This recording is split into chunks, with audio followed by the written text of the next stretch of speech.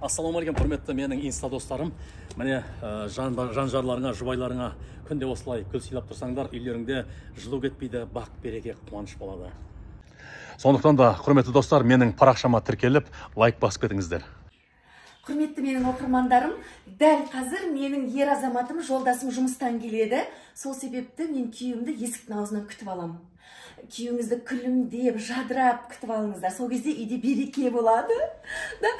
Жаным келді менің. Сәлем. Қалайсың? Мынау саған.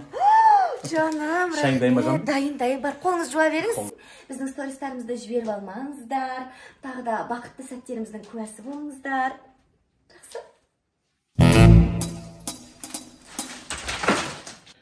Міне, достар, бүгін бізде тағы да 5 бармақ.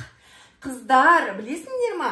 Менің күйеуім тек қана 5 бармақ жейді. Біздің үйде күнде ет. Құрметті инста достар, міне бүгін бізде ет тағы да. Менің жан-жарым нағыз 5 бармашница. 10 саусағынан бал тамған. Етке келіңіздер. Болса бермей, тамағына пеше. Бұлжырамасың, бұлжырама. Сөйлеме. Сөйлейін, не сөйлейін? Жаппайым аузымды. Жаппайым аузымды, жап өзің керек болса. Қараңыздаршы, міне, күйеуіңмен бірге отырып шай ішкенге не жетсін, я? Рахмет жаным. Я, мен деген өзім отағасыма керемет етіп шай беріп отырмын.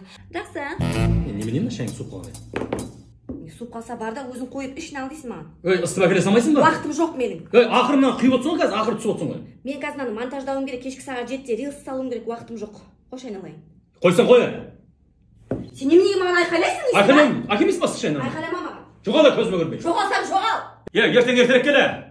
Супермассаждың рекламасын түсіруіміз керек.